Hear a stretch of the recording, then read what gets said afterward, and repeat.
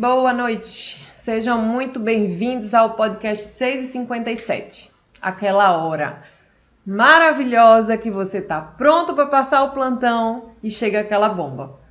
Aqui nós vamos discutir o que você precisa saber para dominar o plantão e mesmo nessas horas ficar tranquilo e fazer o certo.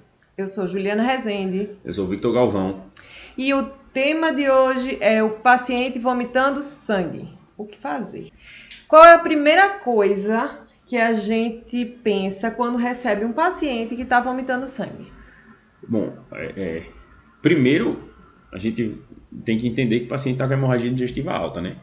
O paciente está vomitando sangue, então está com hemorragia digestiva, ele está com algum sangramento ativo e a gente tem que pensar primeira coisa assim, pelo menos o que eu considero mais importante é como é que está a hemodinâmica desse paciente. Como é que está o quadro clínico, o quadro volêmico dele, a hemodinâmica, como é que esse paciente está desse ponto de vista hemodinâmico. Porque é um paciente que está perdendo sangue, é um paciente que consequentemente perde volume, né, perde hemácia, então ele vai ter um prejuízo naquela questão de oferta e demanda de oxigênio, né? Ele vai ter vários motivos para ofertar menos oxigênio, diminui o volume circulante, né, diminui o volume sistólico, diminui o HB do paciente consequentemente, então ele vai ter um prejuízo nisso aí. Então você tem que pensar como é que está a hemodinâmica dele, como é que ele está clinicamente nesse ponto. O que é que eu preciso fazer para poder compensar ele nesse ponto. E aí, nesse caso, o que a gente pensa assim nos diagnósticos? De diagnóstico que a gente pode pensar? Tem várias coisas que levam a sangramentos de hemorragia digestiva alta, né? Assim, por definição, uma hemorragia digestiva alta é aquele sangramento que ele está acima do ângulo de Treitz. Então, da alça intestinal lá, ligada no fígado, e aí acima desse ligamento, ele vai ter, tudo que sangra acima disso é sangramento digestivo alto. Mais uma vez, qual é o nome do ligamento? Ligamento de Treitz. Ou Treitz, ou como vocês queiram chamar, assim, não tem... não sei exatamente qual é o nome, não. Mas Treitz é bonitinho, como é a pronúncia, né? Ah, não, assim tá bom. Eu chamo Treitz. Então, existem várias coisas que podem fazer esse sangramento. Pode ser úlcera, né? Pode ser úlcera gástrica, pode ser úlcera duodenal, pode ser varizes esofágicas, pode ser esofagite ou gastrite erosiva, pode ser síndrome de Mallory-Weiss, né? Aquele paciente que tem muitos vômitos, geralmente quando tem muitos vômitos, muita força, né? E aí pode ter uma ruptura esofágica que leva a sangramento, então pode ser síndrome de Mallory-Weiss, pode ser neoplasias, né? Então tem vários motivos, angiodisplasia, alguma outra razão que o paciente pode ter sangramento. Vários motivos que podem levar a um sangramento digestivo alto, né? E aí, quais são os mais comuns desses, assim, pra gente encontrar na emergência? O que a gente encontra mais, o motivo, né, a etiologia do sangramento digestivo alto do paciente mais comum de todos é a úlcera gástrica. É a mais comum que você vai encontrar no paciente com HDA. Seguido de esofagite ou gastrite erosiva e depois de varizes esofágicas, né? E é aquele paciente com varizes esofágicas, na grande maioria das vezes, ele vai ser um paciente cirrótico, um paciente hepatopata, um paciente que tem outros comemorativos, né, de doença hepática que levam a aquele sangramento. Ok, então o que fazer inicialmente? O paciente chega para você e aí você tem algumas coisas para fazer nesse paciente inicialmente, né? O que é que você vai fazer logo de cara para não se atrapalhar? O que a gente precisa fazer primeiro, né? A primeira coisa que a gente precisa fazer no paciente, pensando que a primeira coisa que a gente precisa pensar é a hemodinâmica do paciente. A primeira conduta é estabilizar a hemodinâmica. A gente precisa avaliar como é que está a hemodinâmica desse paciente. Esse paciente está taquicárdico, esse paciente está hipotenso, esse paciente teve uma perda volêmica muito significativa, né? E nessa hora aí, para quantificar a perda volêmica, você tem alguns artifícios por exemplo, questionar quanto é que foi o volume, né, que o paciente perdeu. Então, às vezes o paciente chegou de casa e ele teve essa história de HDA E às vezes o pessoal traz foto, muito comum o pessoal tirar foto, ó, eu tava assim, quando eu cheguei tava desse jeito, tirar foto, não sei o quê. Ou então às vezes o paciente está internado e ele tem essa... Às vezes interna por outra coisa, quando chega Pois lá é, e... faz HDA durante o internamento. A gente pegou um caso assim, e foi... Alguns vários, né? Alguns vários, mas internou até no hospital de campanha mesmo e evoluiu com uma hemorragia digestiva. E a gente termina vendo, né, no momento que ele tem. Pois é, então você tem uma noção assim do volume, né, pelo o tanto de sujeira que o paciente fez, então você tem uma ideia da perda volêmica desse paciente que ele exteriorizou, né? Importante a gente destacar isso aí, que ele exteriorizou. Então você questionar se o paciente está tendo melena, porque muitas vezes o paciente ele se apresenta só com melena, ele chega a 10 a 15% dos pacientes eles se apresentam só com melena, então pode ser de HDA, ou o paciente às vezes tem hematoquesia, é comum também aparecer, comum não, é mais incomum, mas também sugere para a gente sangramento mais volumoso. Então o quadro clínico do paciente vai dar uma noção, vai dar uma ideia de quanto o paciente perdeu de volemia, né? Quanto é que ele exteriorizou e se ele tem algum outro achado na história clínica e no exame físico, né? Quando você vai para a literatura, alguns livros colocam que você tem uma alteração de frequência cardíaca quando você tira o paciente da posição supina, né, deitado, para uma posição sentada.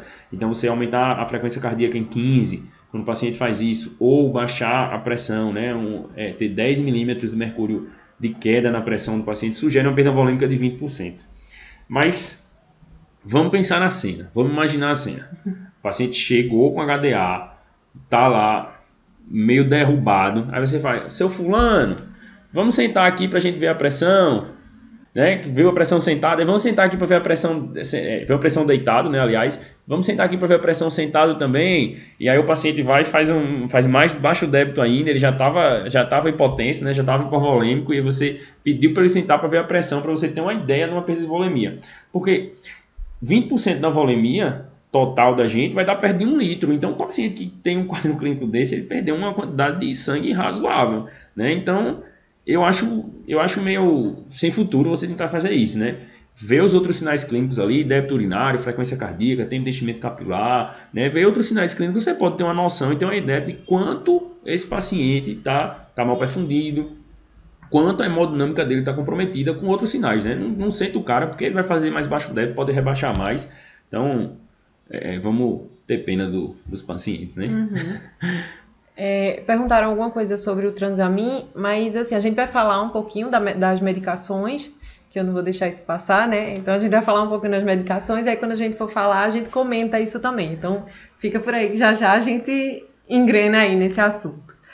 E aí, o que a gente não pode fazer quando o paciente chega com HDA? O que a gente não pode fazer de forma alguma é fazer lavagem gástrica, né? Passar sonda nesse paciente, fazer lavagem com soro gelado. É meio intuitivo, né? A pessoa vê a outra com o estômago cheio de coisa e quer passar uma sonda. Passa uma sonda para lavar, ou então existia essa conduta antigamente também de você fazer um soro gelado para ver se fechavam os vasos e tudo isso aí. Isso aí não é legal para a gente fazer. Não existe uma evidência de benefício quando a gente passa a sonda, e existe o risco da gente piorar o sangramento, né? Traumatizar ali o local. Então a gente não viu ainda o que é que está acontecendo, né? O paciente acabou de chegar, o paciente está tendo um sangramento, a gente não sabe qual é o motivo. A gente pode estar piorando esse quadro se a gente passar uma sonda meio que às cegas, né? Então, evitar passar a sonda para lavar com soro gelado, isso aí não é recomendado. A gente já pode entrar no tratamento, o que a gente vai fazer de mais importante para esse paciente, e aí a gente comenta a pergunta de... Mergulhando na clínica médica. Já a gente comenta, tá? A gente vai começar agora com a parte medicamentosa. Fala aí desse tratamento. Então, especificamente sobre úlcera péptica, né, pensando na principal causa que você vai encontrar na emergência de HDA, que é a úlcera péptica, o tratamento medicamentoso específico é IBP, né? A gente vai fazer IBP além do suporte volêmico desse paciente. Então a gente vai tentar manter a pressão desse paciente estável, né? Manter uma PAM boa, acima de 65, 70, manter uma pressão sistólica acima de 90, 100, né? A gente vai tentar manter esse paciente hemodinamicamente estável nesse ponto aí. Se necessário, o paciente está muito grave, né? O paciente mais rebaixado, muito chocado, tudo isso. Fazer droga vasoativa, você pode começar a fazer droga vasoativa para tentar manter a hemodinâmica desse paciente, mas especificamente para o sangramento de úlcera, a gente vai fazer IBP, né? IBP. A gente pode fazer IBP, a dose é fazer um ataque de 80 mg, né, do omeprazol, e depois a gente vai deixar de 40 a 80 mg de 12 em 12 para esse paciente. Como é que a gente vai deixar? Depois a gente vai ver, a depender da endoscopia, né? Como é que vai ser o segmento desse IBP do paciente que está internado, tudo isso a gente vai ver depois da endoscopia. Mas a priori é o IBP. Com relação à pergunta do Transamin, né? Quando a gente pode fazer, se a gente pode fazer o Transamin antes de fazer a endoscopia e tudo, até tem benefício em parar o sangramento do Transamin, mas ele causa mais efeito adverso, né? Ele não tem um efeito tão bom em mortalidade, mas ele causa mais efeito adverso, então, de certa forma, a gente não deve fazer por esse risco de mais efeitos trombóticos, né? Então, você está tentando parar o sangramento, mas você pode levar o paciente a ter um quadro trombótico mais grave. Então, o ideal é que a gente não faça. Então, vamos colocar uma hipótese aqui, né? Eu sempre gosto de colocar alguns quadros clínicos para a gente pensar mais ou menos juntos como é que a gente vai delineando esse tratamento desse paciente. Então, vamos pensar assim, se o paciente chega estável, com um sangramento que a gente sabe que foi por úlcera péptica, a gente vai pegar esse paciente e mandar logo para endoscopia, ou tem alguma outra coisa que a gente pode fazer? A priori, né, você só manda para endoscopia se o paciente está estável. Pensando em úlcera péptica agora. Pensando em úlcera, você só manda para endoscopia se ele está estável. O paciente que está instável, você precisa preparar ele, né? Você precisa estabilizar ele antes que ele faça endoscopia.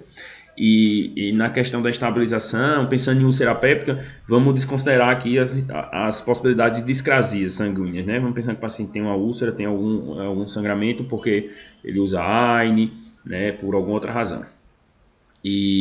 Então, nesses casos, a recomendação é que se faça endoscopia em até 24 horas. Não tem uma evidência, uma necessidade de que você faça essa endoscopia imediatamente, o mais rápido possível. Por quê? Quando se comparou o paciente que fez a endoscopia mais rápido, o paciente que fez a endoscopia em até 12 horas, com o paciente que fez a endoscopia em até 24 horas, então aquele que nos estudos ele foi considerado como tardia, né? Tardia entre aspas, né? Porque até 24 horas é a recomendação mesmo. Então, quando comparou a endoscopia muito cedo, até 12 horas, com a endoscopia normal, até 24 horas, né, não teve diferença. Então, o paciente que fez a endoscopia em até 12 horas, ele não teve desfecho superior, ele não teve resultado superior ao paciente que fez em até 24 horas. Então, isso mostra pra gente que tem uma certa segurança da gente deixar assim, né, segurar a onda e esse paciente ser programado para fazer essa endoscopia, mas com mais tranquilidade, né? Não precisa o paciente que chegou de 1h da manhã acionar a equipe de endoscopia para de 2h da manhã estar fazendo a endoscopia. Ele pode fazer essa endoscopia pela manhã, ele pode fazer a endoscopia na tarde do dia seguinte, que desde que ele esteja estável, desde que ele não tenha nenhuma contraindicação, nada demais, nada mais grave, tá tranquilo, né? A gente tinha colocado realmente um paciente estável, né? Tu quer falar logo sobre a dúvida de Lucas, que é sobre octreotida? Essa parte do octreotida a gente vai ver mais na parte de variz esofágica, né? Tá. Então, Lucas, segura a onda aí que já a gente fala dela, tá? Então, em relação a alguns scores, a gente sabe que a gente tem os scores de estratificação de risco, né? E aí, tem o de Blatchford. Tu achas que ajuda ou tu achas que não ajuda tanto assim? Esses scores, eles têm duas funções, né? Quando a gente vai ver os guidelines, quando a gente vai ver o material que trata sobre hemorragia digestiva, eles têm a função de prognóstico e eles têm a função para avaliar ressangramento, risco de óbito, tudo isso. E ele tem também a função de você estratificar esse paciente, se você vai manter ele internado ou se você vai mandar ele para endoscopia.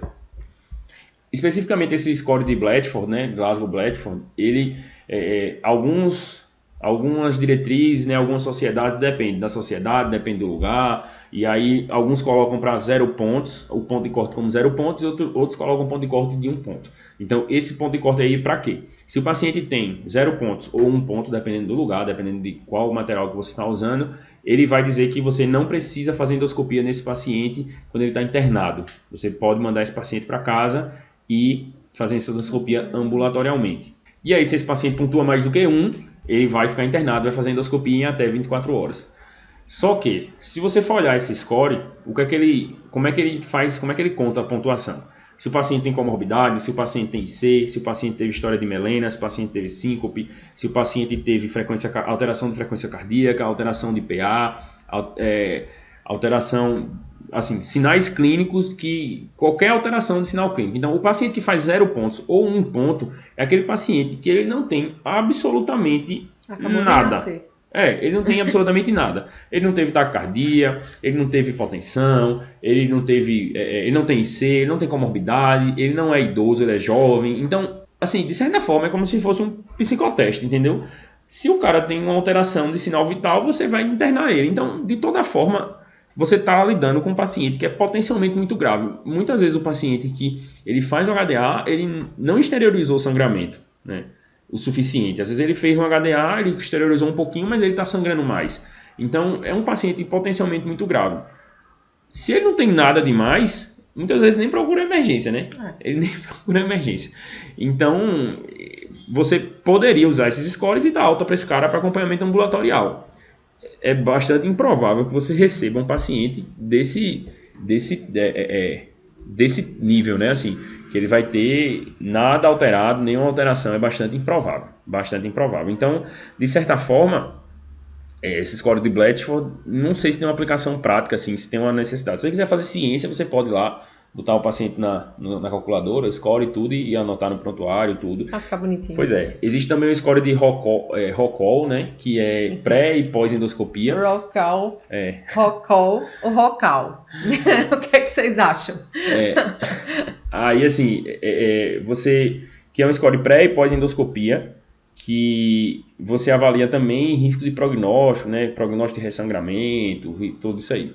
E ele é parecido, assim, a estratificação dele é parecida com o de Blatchford. Se ele for uma pontuação muito baixa, você é mais tranquilo, mais alto é pior, né? Mas esse paciente aí, o paciente que pontua mais é o paciente idoso, paciente com alguma comorbidade, como neoplasia, paciente que tem alguma disfunção orgânica, que ele está taquicárdico, está taquipneico, enfim. Ele tem esses sinais clínicos aí. Então, de certa forma, se você tem um paciente com mais alterações clínicas, com mais sinais clínicos alterados, você já percebe que já sabe, já tem uma noção que esse paciente é mais grave, né? Uhum. E é o paciente que tem um risco maior de ressangramento, né? Como ele tem esse score pós-endoscopia, então, de certa forma, ele é um pouquinho melhor, porque ele tem você avalia ele pós-endoscopia, né? Você tem os dados que você coloca para ver depois, dependendo de como a endoscopia do paciente está, né? Você tem uma avaliação dele, que aí ele se torna um pouquinho melhor, mas aí termina que ele é mais demorado, porque você precisa fazer depois da endoscopia, né?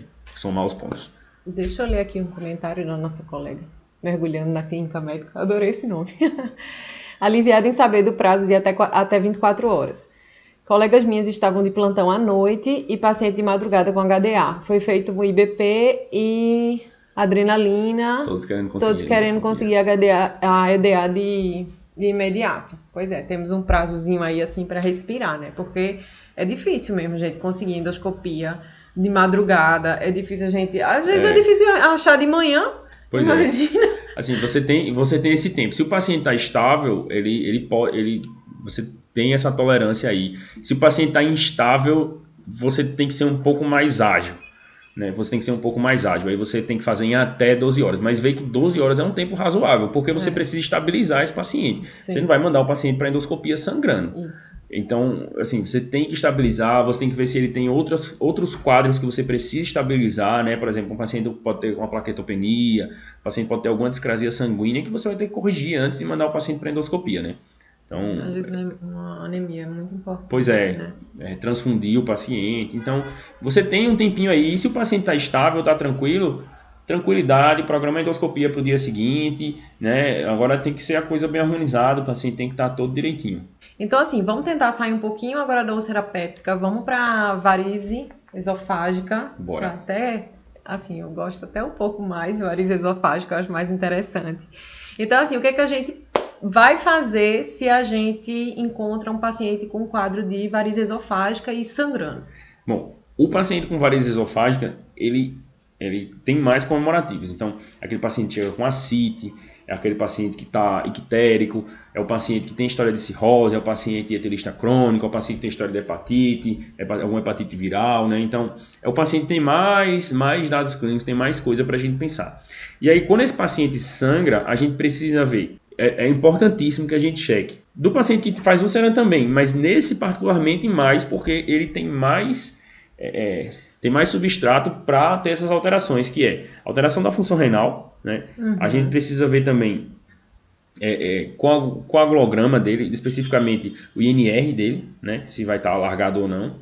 A gente precisa ver as plaquetas dele. Então, esse paciente, a gente precisa checar isso aí, porque eventualmente ele vai ter alguma alteração. Por alteração de função hepática, ele pode estar fazendo uma síndrome hepatorrenal, né? Então, ele tem mais comemorativos, ele tem mais coisa para a gente ver e a gente pesquisar para a gente poder tentar corrigir, né? Então, nesse paciente aí, além de fazer além do suporte hemodinâmico, né, que você fazer hidratação, especificamente no hepatopata com parcimônia, né, ele não tolera tanto volume muitas vezes, então fazer a hidratação, ver a questão da hemodinâmica dele, ver se ele precisa de sangue ou não, como é que está a função renal, se ele tem alguma discrasia sanguínea que a gente precisa corrigir, né, NR alargado, uma plaquetopenia para a gente transfundir plaqueta, tudo isso aí. E aí, o tratamento que a gente pode fazer até a endoscopia desse paciente, né? Foi o que questionaram ali, que uma das opções é a octreotide, que é um análogo de somatostatina, que ele vai fazer vasoconstricção esplâncnica e aí, dessa forma, ele vai diminuir o sangramento. Então, é meio que uma terapia de ponte, né? O octreotide Lucas, se liga aí, que a gente tá falando aí da tua pergunta. O octreotide é uma opção, né? Você faz 50 microgramas ali em bolos, depois mantém 50 microgramas a hora correndo em bomba. É uma opção que você pode usar. A primeira escolha é a terlipressina. A primeira escolha que você vai fazer é a terlipressina e apesar de você muitas vezes não ter tanto contato com esse tipo de medicamento, tem lugar no SUS que tem. Então, a gente pode fazer esses medicamentos, você procura, pergunta se tem. Então, a escolha é a terlipressina, você vai fazer um bolus ali de 2 a 4 miligramas, depois você vai manter 2 miligramas de 4 em 4 horas, né, nos 2 primeiros dias. E depois que você faz, nesses 2 dias, você mantém 1 miligrama de 4 em 4 horas até 5 dias. Então, esses análogos de somatostatina, você vai usar de forma parecida. Você vai usar entre 2 e 5 dias dele, né, esse paciente que ele fez HDA por varices esofágicas. Então, se você começou, você vai fazer ali em torno de 48 horas para esse paciente, mesmo que ele tenha ido para endoscopia, mesmo que ele tenha resolvido isso aí, você vai manter essa medicação. Beleza, valeu, Lucas, pela pergunta. Assim, às vezes eu fico aqui formulando as perguntas na minha cabeça, mas é muito bom quando vocês ajudam a gente, assim, com outras perguntas, e aí enriquece demais, né? Pois é. E aí, se a gente for parar para pensar, assim, em relação às varizes esofágicas, a gente falou um pouquinho de endoscopia lá na úlcera péptica, e aí na varize esofágica, quando é que a gente vai fazer a endoscopia? E assim, se na úlcera, se um paciente estável, a gente podia esperar até 24 horas, na varize também é a mesma coisa ou muda alguma coisa? O racional é o mesmo. A gente consegue esperar em até 24 horas se o paciente está estável, tudo isso. Se o paciente está instável, é a mesma lógica. Aí tentar ser um pouco mais breve, até 12 horas a gente deve estar fazendo essa endoscopia e depois do paciente ter sido estabilizado. Né? Então, o racional é o mesmo. O que vai mudar é a terapêutica, né? A terapêutica muda um pouquinho, porque mais a terapêutica endoscópica especificamente, né? No paciente com úlcera, vai estancar o sangramento, né? Ele vai avaliar como é que é o sangramento, tem aquela história de sangramento, a classificação de Forrester, né? Que é 1, 2 e 3. 3 é aquele sangramento que é só tá um coágulo, tem só uma fibrina, tem só uma lesão ali que ele encontrou. Muitas vezes a gente vê essas lesões aí em quadros mais antigos. O 2 é o sangramento que ele tá com um coágulo aderido, né? E aí tem as classificações do 2 que você vai ver, ele é um sangramento que meio que parou. E o 1 é o sangramento ativo, né? Que é a gente divide de um A e um B, que foi a única coisa que eu decorei, que é um A de ativo, né? Que é o jatinho saindo lá, e o B de babando, né? Que ele está sangrando menos. Então, mas você tem uma noção de como é que está o sangramento do paciente, especificamente de úlcera. E aí ele vai fazer a injeção de adrenalina lá, tudo, para parar o sangramento. No paciente com varizes, ele muda um pouquinho, ele pode fazer, dependendo, se for varizes gástricas, ele pode fazer cianoacrilato, que é uma cola, é como se fosse Super Bonder. Aí vai fazer uma cola lá. Nem diga isso para os pacientes, senão vão dizer que colaram sua varize. E se for varize esofágica, ele vai fazer a ligadura elástica, né? Mas só fazer a ligadura elástica não é o ideal, né? Pode fazer a ligadura com clipe, tem que fazer mais de uma terapia. O ideal, né? Não é a realidade que a gente encontra, não. Muitas vezes a gente nem tem o material necessário, né? Tem algumas histórias de endoscopia lá no Hospital Otávio de Freitas, da colega ali, né? Que mergulhando na clínica médica, ela deve viver isso aí, deve ter passado por algumas situações aí de endoscopia lá no Otávio. Será que a gente deixa esse negócio mais difícil? Eu fico aqui tentando deixar cada vez mais difícil, cada vez. O que é que vocês acham? Vamos... Digam aí, falem aí nos comentários se vocês querem que a gente arroche um pouquinho mais, assim, que a gente deixe um pouquinho mais difícil. Tô pensando aqui, sábado de noite, né? Vamos animar aqui esse papo. E aí, se o paciente... Oi, Kelly. Se o paciente chegou, fez endoscopia e o paciente continua sangrando. Aí o que a gente pode fazer? Se o paciente fez endoscopia, beleza, parou o sangramento, né? A priori, digamos que o paciente está lá, você chegou no plantão, 7 horas da manhã, tinha um paciente de um HDA, né? Passaram para você que ele tinha um HDA, ia para endoscopia, chegou de noite, foi para endoscopia de manhã, 8, 9 horas da manhã ele fez endoscopia e voltou. Quando chegou de tarde, o paciente fez HDA de novo, né? Então, digamos aí que esse paciente fez endoscopia agora, recente, e fez novo quadro de HDA. O que é que você vai fazer? Volta lá para o começo, mesmo esquema. Hemodinâmica, estabilização hemodinâmica, ver como é que está, se tem o volume de sangramento, ver se precisa transfundir, se tem alguma discrasia, tudo isso aí você vai voltar desde o começo e vai chegar no mesmo ponto, endoscopia de novo. Então, faz a estabilização clínica desse paciente e pode mandar ele para endoscopia ainda uma segunda vez. Manda ver na endoscopia. É isso aí. Mergulhando na clínica médica de novo. Tô adorando esse pessoal interagindo. Vamos, minha gente, pode falar aí. A profilaxia secundária de sangramento com beta-bloqueador pode iniciar associada ao tratamento endoscópico? Pode, e deve. Né? A gente começa a endoscopia, depois que esse paciente estabilizou, está todo direitinho, se ele não tiver nenhuma contraindicação a usar o beta-block, né? Especificamente no paciente com varizes esofágicas, então você começa o beta-block. Faz endoscopia, faz ligadura elástica e beta-block. Porque um dado mais assim de livro, né? O paciente que sangrou, que ele fez HDA por varizes esofágicas, você vai fazer, essa profilaxia vai ser secundária. Sim. Vai ser uma profilaxia secundária porque ele já sangrou. Então, nesse paciente que já sangrou, o tratamento, a profilaxia é ligadura mais beta-block. Você vai fazer os dois. Então, pode começar já o beta-block de cara.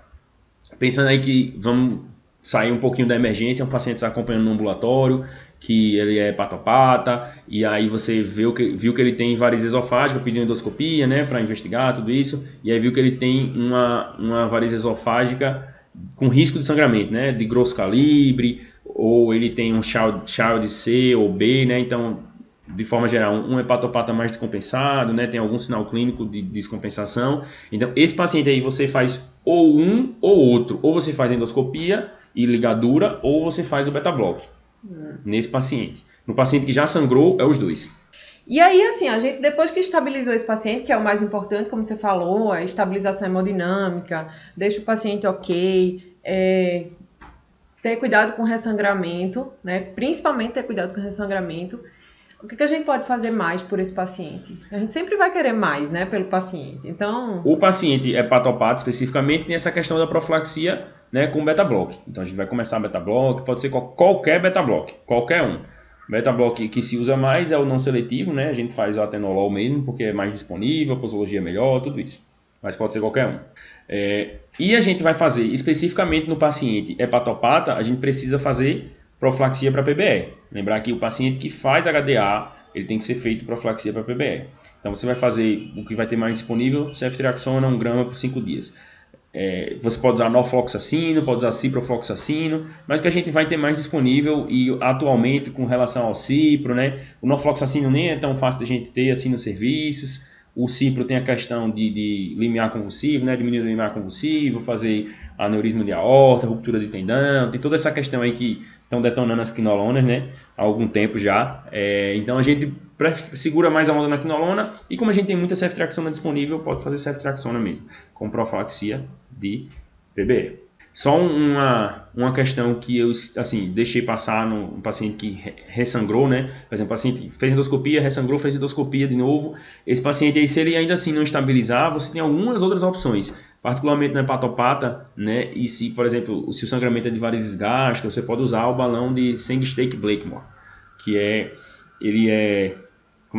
imagina, sabe aquelas bolas de encher que você faz os bichinhos? Ele tem uma parte assim, que é um balão nesse formato, que ele enche no esôfago, e ele tem um balão na ponta, tipo sonda de Foley, né? Uma sonda vesical demora que tem um balãozinho assim, uma bolinha na ponta. sim. Então ele tem esses dois balões que você passa por endoscopia, isso aí tem que ser passado por endoscopia. Você insufla o balão e aí na hora que você insufla no esôfago, ele comprime as varizes, né? Então ele faz uma contenção do sangramento ali mecânico e sendo gástrica você pode também insuflar o outro balão e tracionar. Então o paciente vai ficar como se estivesse com a sonda e vai ficar com uma tração da ortopedia, né? Que bota um peso, ele fica com peso lá na frente também tracionando o estômago para você fazer uma compressão dos vasos e esse paciente não sangrar. É uma opção, mas esse tratamento tem que ser uma ponte. Então, por exemplo, quando é que você vai fazer isso? O paciente ressangrou, por exemplo, e ele está muito instável, né? O paciente que você não está conseguindo estabilizar porque ele continua sangrando, você está mantendo ele ali, mas está com dificuldade, né? Você conseguiu dar uma segurada nele, mas você não conseguiu parar o sangramento, ele continua fazendo HDA. Aí você passa o balão, traciona, dá um tempo, espera ele resolver. No outro dia, por exemplo, 2 dias, você pode ainda deixar. Passando disso aí, você tem um risco maior de isquemia, tanto do esôfago como de fundo gástrico. E aí você tira o balão, faz um procedimento endoscópico, vê como é que está a situação lá e vê se você pode fazer alguma outra terapia. A gente tem também outra opção, cirurgia, né? O paciente que faz endoscopia, sangra, faz endoscopia de novo, não melhorou, continua sangrando. Uma opção é fazer cirurgia. A morbidade da cirurgia é muito alta.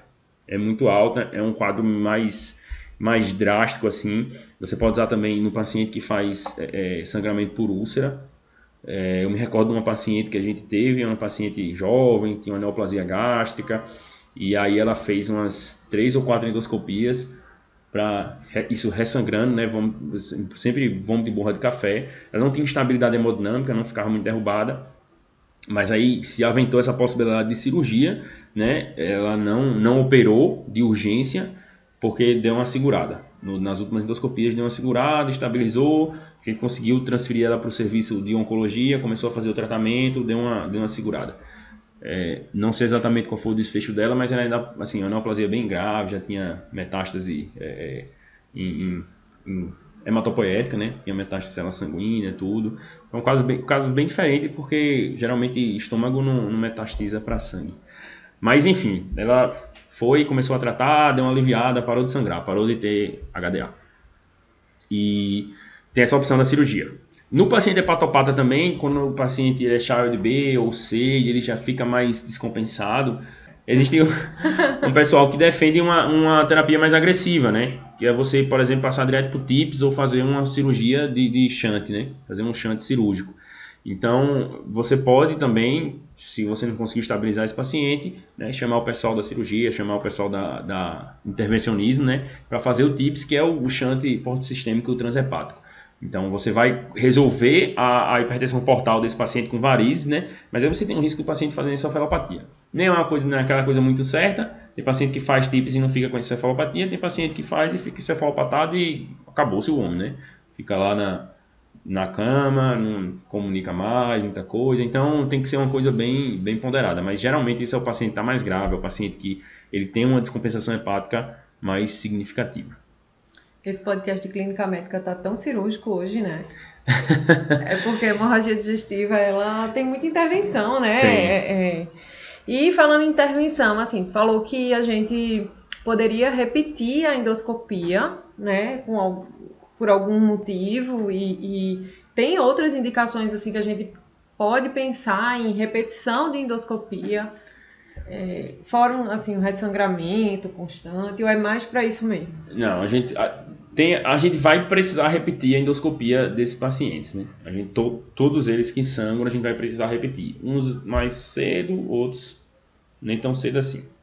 Por exemplo, o paciente com úlcera, né? O paciente com úlcera péptica, ele vai precisar repetir a endoscopia para a gente avaliar. Primeiro, a gente precisa excluir H. pylori desse paciente. Sim. Né? A gente precisa avaliar se ele tem H. pylori e tratar esse paciente se ele tem H. pylori. Por quê? Isso aí a gente vai fazer depois. Porque na hora que o paciente está sangrando, você não vai biopsiar o estômago do paciente para avaliar se o paciente tem H. pylori. Não. Mais um buraco. A endoscopia, no primeiro momento, é para estabilização clínica, né? É uma endoscopia de urgência para você resolver o sangramento do paciente. Beleza, estabilizou, ficou tranquilo. Esse paciente vai mantendo o IBP, né? Se é um paciente mais grave, né? Que tem aqueles scores, pontuações mais altas, né? Mas basicamente, se você não quiser decorar a pontuação, um paciente idoso, um paciente com sangramento ativo, um paciente com comorbidade, um paciente que chegou mais descompensado, você mantém esse IBP para ele aí por 72 horas, né? Venoso, depois passa para oral e esse paciente vai ficar fazendo IBP. Ele vai manter o IBP para ele. Principalmente se ele faz AINE, se ele precisa usar AINE, se ele faz AS, aí vai manter o IBP. E aí esse paciente vai repetir a endoscopia, o paciente de úlcera, ele vai repetir a endoscopia ambulatorialmente, né? Depois que você deu alta ao paciente, o paciente estabilizou, parou de sangrar, tá tranquilo, tá beleza, dá para ir para casa, você dá alta para ele e vai repetir a endoscopia ambulatorial. O clínico que ficar acompanhando ele vai solicitar a endoscopia para saber se ele tem H. pylori, tratar se ele tiver H. pylori e avaliar como é que tá como é que resolveu essa úlcera dele, como é que tá essa úlcera dele, né? O paciente com varize esofágica, a gente vai precisar repetir ele aí mesmo ainda durante o internamento, né? Então você vai precisar repetir um pouco mais breve para avaliar como é que tá essas varizes e se tem alguma outra coisa, se tem alguma outra varize que precisa ligar, né? De forma geral, é assim, né? O paciente com varizes você repete mais cedo e o paciente com úlcera você pode mandar ele para repetir em casa ambulatorialmente. Bem, falamos bastante sobre úlcera péptica, falamos sobre varizes esofágicas, tratamento, indicações de endoscopia, algumas medicações. Assim, lógico que não dá pra gente sair dando dose de tudo, mas assim, se vocês tiverem alguma dúvida, vocês podem continuar perguntando pra gente, inclusive no perfil, no QualisMed, pode perguntar. Eu acho que tem até algumas aulas também no YouTube. Tem uma aula de HDA no YouTube. Tem uma aula de HDA no YouTube. Então você pode ir lá na página do QualisMed. Procura lá no YouTube, procura sobre hemorragia digestiva alta, né? A pegada, quando eu tô sozinho, é diferente, né? Não é uma coisa mais expositiva. É uma coisa mais positiva, né? E aí a colega completando aqui, né? De você reiniciar a dieta depois de 2, 3 dias depois do controle do sangramento, né? Esse paciente aí, assim, ele vai ficar em dieta zero porque ele tá sangrando, né? Não dá pra gente deixar esse paciente se alimentando. Ele tá sangrando, então mantendo dieta zero. Muito bom, muito bom. Tchau, gente. Tchau, bom pessoal. Sábado. Aproveitem aí. Até a próxima.